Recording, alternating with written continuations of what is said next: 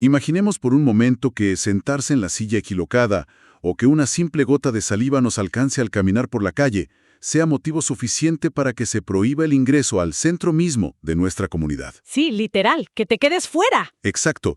Imaginemos que un proceso biológico completamente natural dicte si podemos o no participar en la vida social y espiritual de nuestro pueblo. Suena súper extremo hoy en día. Muy extremo.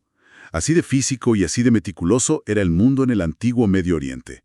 Bienvenidos a un nuevo análisis a fondo. Es un gusto estar aquí de nuevo. Para empezar, queremos tomar un momento y ofrecer una bendición.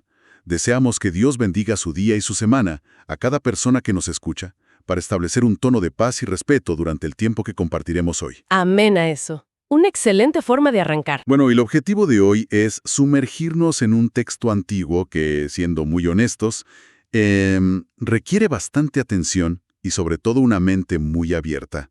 Totalmente. Se trata del capítulo 15 del libro de Levítico. Y para hacer esto trajimos a la mesa una buena pila de notas, investigaciones históricas y el contexto de dos fuentes exegéticas sumamente detalladas. Ajá, la Biblia de Estudio Holman y la Biblia de Estudio NEA. Correcto. Y, a ver, la misión de este análisis es descubrir qué hay debajo de toda esa aparente burocracia higiénica.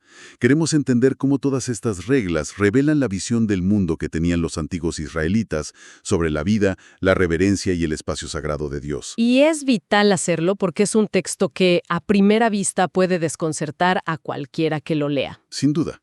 O sea, estamos a miles de años y a una distancia cultural inmensa de los primeros receptores de este mensaje. Vale, vamos a desempacar esto. Porque si alguien lee este capítulo sin contexto, parece un manual médico muy antiguo y, digamos, algo gráfico. Bastante gráfico. Sí, sobre fluidos corporales. Detalla emisiones, flujos, tiempos de lavado y una lista interminable de cosas que hay que romper, quemar o limpiar. Así es. Antes de entrar en los detalles minuciosos de quién toca qué y quién debe lavar qué cosa, necesitamos establecer una premisa fundamental. Si leemos esto con ojos modernos, nos vamos a estrellar contra la pared. Entonces, ¿cuál es la lente correcta para interpretar este texto? Lo fascinante aquí es que el vocabulario lo cambia absolutamente todo. A ver. Si no entendemos las palabras que usan, el mensaje completo se invierte. La palabra clave, el pilar que sostiene todo este capítulo, es el término impuro o inmundo. Ok. Y las notas de investigación te trajiste hacen una aclaración que es vital. Según la Biblia de Estudio NAE, impuro no es sinónimo de pecador. Ah, eso es clave. Sí, porque nuestra mente moderna a menudo mezcla la impureza ritual con el pecado moral. Claro. Asumimos instintivamente que si alguien era declarado impuro, era porque, no sé, había cometido un crimen. Exacto, que había mentido o había hecho algo inherentemente malo. Pero el texto no dice eso en absoluto. A ver, detente ahí un segundo. ¿Me estás diciendo que no había una culpa moral por estar en esa condición? Ninguna. O sea, ¿alguien podía ser impuro y seguir siendo una persona moralmente intachable? Totalmente intachable. La impureza tenía que ver estrictamente con lo que estaba permitido dentro de los límites del santuario. Del tabernáculo. Así es. Era una cuestión de acceso a la presencia de Dios, no de calidad moral. Además, las fuentes señalan que estas reglas están profundamente ligadas a las funciones corporales asociadas al proceso de reproducción humana. Que es algo biológico. Biológico y natural. Los investigadores nos recuerdan que la reproducción y sus funciones biológicas asociadas son parte de la buena creación original. No son algo maligno. Para nada. No son algo maligno en sí mismas. Sin embargo, en la teología del texto, la naturaleza humana ha sido afectada por una caída. Ajá. Por una fractura original. Y el Creador tiene el derecho absoluto de dictar a sus criaturas cómo, cuándo y en qué estado físico deben acercarse a su presencia. ¡Wow! Eso cambia la perspectiva de una manera brutal. Pensándolo bien, es como tener los zapatos completamente llenos de lodo después de trabajar todo el día en el jardín. Me gusta eso. O sea, tener lodo en las botas no convierte a nadie en un ladrón o en una mala persona, ni significa que se cometió un delito ético. Claro que no. El jardín es un lugar bueno. Trabajar la tierra es bueno. Pero definitivamente, nadie puede entrar así, dejando huellas de tierra fresca, a un quirófano esterilizado. Totalmente. El tabernáculo que estaba en el centro del campamento israelita era en esencia ese quirófano espiritual. Exactamente. Exigía una separación total del polvo y la cotidianidad del mundo exterior. Requería una limpieza extrema, no porque la tierra del jardín fuera maligna o demoníaca, sino porque el entorno del quirófano es hipersensible. Es una ilustración sumamente útil. Y para comunicar esta idea de orden divino, fíjate que el capítulo no es una simple lista aleatoria o caótica de reglas médicas dictadas al azar. No, yo al leerlo sentí que era una avalancha de prohibiciones. Bueno, las notas de estudio revelan que el capítulo 15 está estructurado de una manera simétrica perfecta. Ah, ¿en serio? Sí, es un diseño literario intencional, lo que los eruditos llaman un quiasmo. Suena complejo. ¿Cómo funciona exactamente esa simetría en este texto en particular? Se divide en 5 partes muy claras. Primero, comienza describiendo un caso grave de flujo masculino.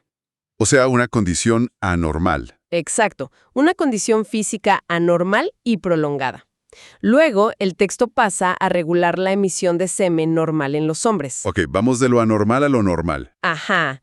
Y en el centro exacto del capítulo, el punto focal alrededor del cual gira todo, trata sobre las relaciones sexuales conyugales. El punto medio. Y después de ese centro, la estructura funciona como un espejo, que refleja la primera mitad, pasa a la menstruación femenina normal y finalmente termina con un caso grave de flujo femenino anormal y prolongado. Increíble. Qué locura que tengan ese nivel de detalle. Es brillante. Esta estructura simétrica no solo facilita la memorización en una cultura oral, sino que demuestra que hay un orden divino. Un equilibrio detrás de estas leyes. Exactamente. Abarcan toda la experiencia reproductiva humana, abrazando tanto la realidad masculina como la femenina, poniéndolas en el mismo nivel de importancia ritual. Es fascinante ver ese nivel de arquitectura literaria en un texto que, a primera vista, parece tan árido y técnico. Sí, hay que escarbar un poco. Entendiendo entonces que la impureza es esta barrera física para entrar al santuario, este lodo en los zapatos que mencionamos, analicemos la primera parte del espejo. Las reglas para los hombres. Exacto. Si el tabernáculo es este quirófano, ¿qué es exactamente lo que traía lodo? Porque las descripciones que hace el texto son gráficas. Bueno, en realidad el texto en su idioma original es bastante cuidadoso y velado. Ah, ¿sí? Sí. Los comentaristas históricos señalan que cuando el pasaje menciona la palabra carne o cuerpo que tiene un flujo, está utilizando un eufemismo diplomático. Ah, claro. Un eufemismo para referirse a los genitales. Así es. Y el texto hace una distinción muy clara y pragmática entre lo biológicamente normal y lo médicamente anormal. ¿Cómo era la regla para la emisión normal? La emisión normal causaba una impureza temporal leve. Ok. Duraba solo hasta la tarde de ese mismo día y se resolvía simplemente tras bañarse en agua. Bastante sencillo, digamos. Sí, pero el flujo anormal, que según las notas médicas y exegéticas probablemente se refiere a alguna infección crónica o una condición clínica prolongada, generaba un nivel de impureza mucho más profundo. Me imagino. Era prolongado y sobre todo altamente contagioso. Ahora, me quiero detener en esa palabra, en la palabra contagioso. Al revisar las fuentes, la intensidad de cómo se propagaba esta especie de suciedad ritual es asombrosa. Es muy intenso. Se describe un efecto dominó que parece incontrolable. O sea, suena a que la vida diaria era un campo minado emocional y social para esas personas. Y lo era, definitivamente. Operaban bajo una verdadera ley de contagio ritual. ¿Cómo funcionaba en la práctica? Pues la impureza no era una idea abstracta, tenía peso, se adhería a las cosas. No importaba si el contacto era directo o indirecto. Ah, indirecto también. Sí, imagínate que un hombre con una infección crónica se acostaba en una cama. Esa cama quedaba impregnada de impureza ritual. Ok. Si alguien más, sin saberlo, tocaba esa cama, esa persona también quedaba impura hasta la tarde. ¡Wow! Si se sentaba sobre una montura de un animal, la montura quedaba impura. Todo lo que estuviera debajo de la persona transmitía esa condición invisible, pero sumamente real. Incluso leí algo sobre cosas tan específicas y fugaces como la saliva, ¿cierto? Me pareció muy particular ese detalle. Sí, el versículo 8 es muy específico. Menciona que si el hombre con el flujo escupía sobre una persona limpia, esa persona quedaba automáticamente impura. Tenía que lavarse. Debía lavar su ropa y bañarse, sí. Pero aquí la Biblia Holman nos invita a ir más allá de la simple transmisión de gérmenes. Hay un trasfondo cultural. Los estudios antropológicos aportan un matiz vital. Escupir a alguien o incluso cerca de alguien era un gesto de extremo desprecio en el antiguo Medio Oriente. Claro, una ofensa gravísima. Por lo tanto, este acto no solo apuntaba a la impureza externa que se transmitía físicamente, sino que la ley estaba regulando la convivencia. ¡Wow! ¡Qué interesante! Revelaba el corazón impío y el desdén del hombre que lo hacía, multiplicando la gravedad del acto al ser intencional. Creo que cualquiera que escuche podría pensar que todo esto era, no sé, un capricho divino o una fobia antigua a los fluidos. Es lo que muchos piensan inicialmente. Pero hay un detalle sobre los materiales que demuestra lo contrario. A ver, cuéntame de eso. Si la persona tocaba una vasija de barro, la vasija tenía que romperse, destruirse por completo. Ajá. Pero si tocaba un utensilio de madera, este solo necesitaba ser lavado con agua. Esa distinción es clave. Cuando uno entiende que el barro sin esmaltar de esa época es un material poroso que absorbe profundamente lo que toca, mientras que la madera pulida se puede limpiar superficialmente, es evidente que no era magia. Para nada. Era una lógica física implacable aplicada a la pureza espiritual. La impureza penetraba en el barro de forma irreversible. Es un punto excelente. La lógica subyacente es muy consistente materialmente. Pero aquí es donde se pone realmente interesante, y es una duda genuina. Ya establecimos que una infección crónica contamine. Tiene sentido incluso a nivel sanitario. Claro. Pero ¿por qué algo completamente natural y sano, como una emisión biológica normal, hace que un hombre sea ritualmente impuro? Es la gran pregunta. Si la biología es diseño divino, ¿por qué te aleja del Creador? Esa es la pregunta central para decodificar la cosmovisión israelita, y las fuentes ofrecen dos respuestas complementarias que son fascinantes. Soy todo oídos. Primero, según la Anadi, hay una explicación simbólica muy profunda. La emisión profana, porque el líquido en sí mismo es el portador de la vida. Ah, ok. Su pérdida representa simbólicamente una reducción de la vitalidad, un escape de la fuerza vital del ser humano.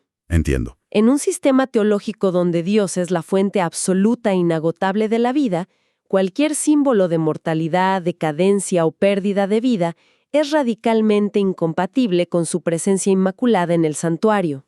Ya veo. Es como si la santidad fuera una luz cegadora de pura vida, y cualquier pequeña sombra de merma biológica no pudiera coexistir en la misma habitación sin crear un cortocircuito. Exactamente esa es la imagen. Y en segundo lugar, hay un contexto histórico y comparativo que explica el porqué a nivel social. ¿Qué dicen los historiadores? La Biblia Holman explica que Dios diseñó estas leyes para garantizar que el sexo y la adoración quedaran en universos completamente separados. Me imagino que el contraste con las culturas vecinas era enorme. Era una línea divisoria radical. Si nos situamos en el antiguo Medio Oriente, en Canaán o Egipto, las religiones circundantes estaban empapadas de ritos de fertilidad. Ah, los famosos cultos de fertilidad. Sí.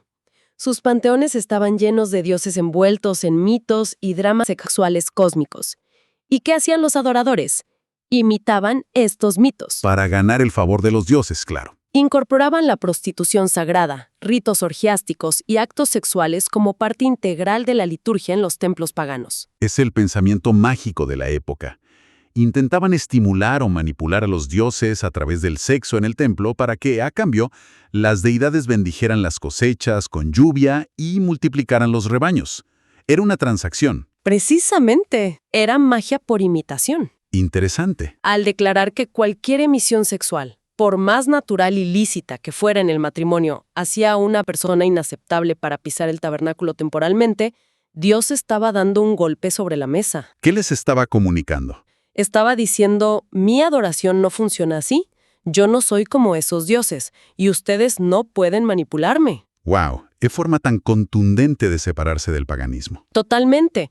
Protegía la adoración monoteísta de ser asimilada por las prácticas paganas, elevando el acto de acercarse a Dios por encima de los ciclos biológicos. Si el estándar para los hombres era tan radicalmente distinto al de las naciones vecinas, me imagino que para las mujeres el contraste cultural y la necesidad de proteger ese quirófano espiritual era igual de fuerte. Sí, las reglas eran igual de meticulosas. ¿Cómo encaja el ciclo femenino en todo este andamiaje teológico? Esto nos lleva a la segunda mitad del espejo literario. Encaja con la misma lógica de proteger la vida y la vitalidad que vimos en los hombres. Ok, Se establecen regulaciones para el flujo normal, la menstruación, y para los flujos irregulares, prolongados. ¿Cuáles eran las reglas para la menstruación normal? Las reglas indicaban un periodo de impureza de 7 días. Y aplicando esa misma ley de contagio severo que mencionamos, cualquier mueble sobre el que la mujer se acostara o se sentara durante esos días adquiría esa condición. Y quien la tocara también. Quien tocara esos objetos compartía la impureza temporal hasta la tarde. Es fundamental mencionar algo aquí, porque a simple vista parece una carga exclusiva sobre los hombros de las mujeres israelitas. Pero los registros históricos muestran que esto no era una idea aislada en el desierto. No en lo absoluto. Fíjate que los comentarios de la Biblia Holman aclaran que en civilizaciones majestuosas, como la de los egipcios o los persas, también se consideraba la menstruación como una impureza cultural que requería separación. Era una concepción muy común en toda la región. Claro. La diferencia fundamental en Israel es que se codifica bajo un sistema de protección del espacio del tabernáculo. Exacto. De nuevo, y nunca está de más repetirlo, no se trataba de clasificar a la mujer como pecadora, sino de una demarcación ritual. Ahora, me quiero detener aquí, porque al cruzar las fuentes encontré un choque legal que me dejó pensando. Un verdadero conflicto técnico. A ver, cuéntame. Resulta que Levítico capítulo 15 establece que si un hombre tiene relaciones sexuales con una mujer durante su periodo menstrual, su impureza se transmite a él, y él queda impuro por 7 días. Sí, eso dice el texto. Parece un proceso de contaminación ritual ordinario, te lavas, esperas y ya está. Ajá. Pero luego, revisando las notas transversales de la NAA, vemos que Levítico capítulo 18 dice que ambas partes deben ser, y cito textualmente, eliminadas de Israel si hacen exactamente lo mismo. Es un contraste enorme. Demasiado. ¿Cómo reconcilian las fuentes esta aparente contradicción tan extrema? ¿Es un simple retiro de 7 días o es un crimen grave que te cuesta el exilio de tu comunidad? Esto plantea una pregunta crucial sobre cómo funcionaba la jurisprudencia en el antiguo Israel. La aparente contradicción se resuelve analizando la intención. Ok, la intención. La sugerencia principal de los eruditos para armonizar ambas leyes es que los textos abordan el mismo acto físico, pero bajo circunstancias psicológicas e intenciones completamente opuestas. Es decir, ¿el estado mental determinaba la gravedad del castigo? Así es, el capítulo 15 parece legislar sobre las implicaciones puramente rituales de un acto que pudo haber ocurrido de manera inadvertida o sorpresiva, sin malicia. Un accidente, digamos. Exacto. En ese caso, la pareja simplemente asume la impureza, se separa del santuario, espera los 7 días y se purifica. Tiene sentido. ¿Y el capítulo 18? En contraste frontal, el capítulo 18 está enfocado en castigar la rebelión abierta. ¡Wow! Habla de un acto sexual premeditado, calculado, sabiendo perfectamente el estado de impureza y decidiendo violar los límites divinos a propósito. En el sistema teocrático antiguo, la actitud de desafío intencional acarreaba el peso total de la ley. Esa distinción tiene todo el sentido del mundo. Es la diferencia entre pisar el acelerador de tu auto por accidente y recibir una multa de tránsito. Claro, un error. Frente a pasarte un semáforo en rojo a toda velocidad, mirando al policía a los ojos, porque no te importan las reglas ni la vida de los demás. Es una analogía perfecta. Uno requiere que pagues la infracción. El otro demuestra un desprecio tan grande por el sistema que justifica que te quiten la licencia para siempre y vayas a prisión. La intención lo cambia todo. Capturaste perfectamente el espíritu de la ley israelita. No se castigaba la biología, se castigaba la soberbia. Tremendo. Ahora bien, con tantas formas de tropezar, de contaminarse accidentalmente tocando una silla, una vasija, o por una condición de salud crónica que escapaba al control de la persona, La carga debía ser enorme. la carga psicológica debía ser gigante. Cualquiera podría quedar impuro en un martes cualquiera. Esto nos lleva a la sección vital del análisis. La solución. Exacto. ¿Cómo salía alguien de este estado sin volverse loco? ¿Cómo era la mecánica de la restauración? Bueno, el proceso variaba según la gravedad, pero para los casos crónicos, que eran los más severos y alienantes socialmente, el proceso de purificación era sumamente estructurado. ¿Cuáles eran los pasos? Primero, una vez que la persona comprobaba que había sanado físicamente, debía contar 7 días completos de espera. Era un periodo de prueba. Para asegurar que de verdad sanó. Exacto. Luego debía lavar su ropa y sumergir su cuerpo en aguas vivas. Y esto es clave. ¿Qué significa aguas vivas? No podía ser agua estancada en un pozo o en una bañera. Tenía que ser agua corriente, de un río o manantial. ¡Ah, qué poético! Un símbolo de agua en movimiento, fresca, que se lleva la muerte y trae renovación. Totalmente. Y luego llegaba el clímax del proceso, el octavo día. ¿Qué cazaba el octavo día? En ese día, la persona tomaba 2 aves, específicamente tórtolas o pichones de paloma, y las presentaba al sacerdote en la entrada del tabernáculo. Ok, 2 aves. El sacerdote ofrecía una como ofrenda por el pecado, para purgar la impureza ritual del espacio sagrado, Ajá. y la otra ave como holocausto, lo cual sellaba la restauración del individuo a la comunidad. Espera, para no perdernos en la terminología litúrgica, ¿qué implicaba físicamente un holocausto? O sea, ¿por qué un par de aves quemadas reconectaban a alguien con la sociedad?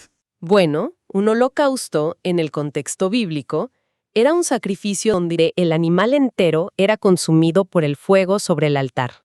Ah, ok, no se comía. A diferencia de otras ofrendas, donde el adorador o el sacerdote comían parte de la carne, en el holocausto no quedaba nada.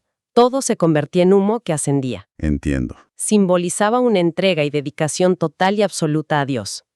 Al ofrecer ese holocausto, la persona que había estado marginada por su impureza declaraba públicamente: «Vuelvo a pertenecer por completo a Yahvé». Y el sacerdote lo validaba. Exacto. Al aceptar el humo, Dios, a través del sacerdote, declaraba que la persona era bienvenida de nuevo en el campamento.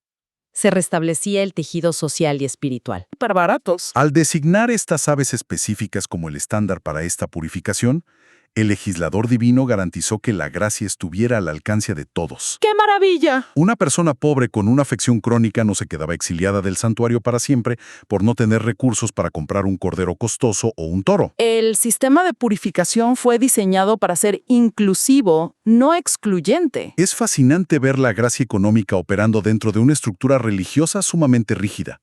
El acceso estaba garantizado para el más humilde. Totalmente de acuerdo. Dación. Hay una advertencia al final de este capítulo que eleva la atención al máximo. Lo hay, sí. Y se encuentra en el versículo 31. Funciona como la conclusión teológica de toda la sección. ¿Qué dice? Dice literalmente: «Así separaréis a los hijos de Israel de sus impurezas, para que no mueran en sus impurezas al contaminar mi tabernáculo que está en medio de ellos». ¡Wow! Morir por acercarse impuro. Suena extremo. ¿Qué significa todo esto en el panorama general? Significa que la presencia de Dios habitando físicamente en el centro del campamento no era una abstracción, No era solo una idea. no era una metáfora poética. Era una realidad tan intensa, tan palpable y tan inmensamente santa que la contaminación ritual se convertía en un riesgo radiactivo. Claro. Entrar a la presencia del dador de la vida acarreando los símbolos de la pérdida vital y la mortalidad era provocar una colisión cósmica que la fragilidad humana no podía soportar. Las reglas eran el traje de contención para sobrevivir a la santidad. Regresamos a la idea del quirófano del principio. Si todos entran con lodo constantemente, ignorando las reglas de esterilización, el quirófano deja de ser un lugar donde se preserva la vida y se convierte rápidamente en un foco de infección fatal. Es una analogía que encaja de principio a fin. Al hacer este recorrido, es evidente cómo el análisis de estas fuentes nos ayuda a ver mucho más allá de la superficie. Levítico no es un manual obsoleto de higiene. Para nada. Es un testamento asombroso sobre cómo vivir con un sentido de asombro y terror reverencial ante la presencia de lo divino. Nos enseña sobre la importancia de mantener lo sagrado protegido de la banalidad biológica cotidiana. Y al mismo tiempo, nos muestra un camino lleno de gracia y accesibilidad, con las 2 aves, para restaurar siempre esa comunión cuando se rompe. Exacto. Y todo esto nos deja con una reflexión final que, si bien no está escrita en la página literalmente, resuena profundamente a partir de las fuentes que analizamos. A ver, compártela. Si en la antigüedad la presencia de Dios habitaba en una tienda física, lo cual exigía una pureza biológica tan meticulosa, demandante y constante simplemente para que la comunidad no fuera consumida, Ajá. ¿cómo debería cambiar nuestra actitud hacia lo sagrado en el presente? Especialmente hoy, cuando operamos bajo paradigmas donde esas barreras físicas, los sacrificios de aves y los lavados rituales ya no existen. Al haber perdido la rigidez de la forma, hemos perdido también el sentido de asombro, el respeto visceral y la reverencia profunda que los antiguos entendían perfectamente al acercarse a lo divino. Wow, es una pregunta que definitivamente incomoda, pero que es muy necesario llevarse y meditar mucho después de que termine este programa. Sí, nos deja mucho para pensar. Agradecemos inmensamente la atención prestada durante esta inmersión en los textos antiguos. Que Dios bendiga a todos los oyentes.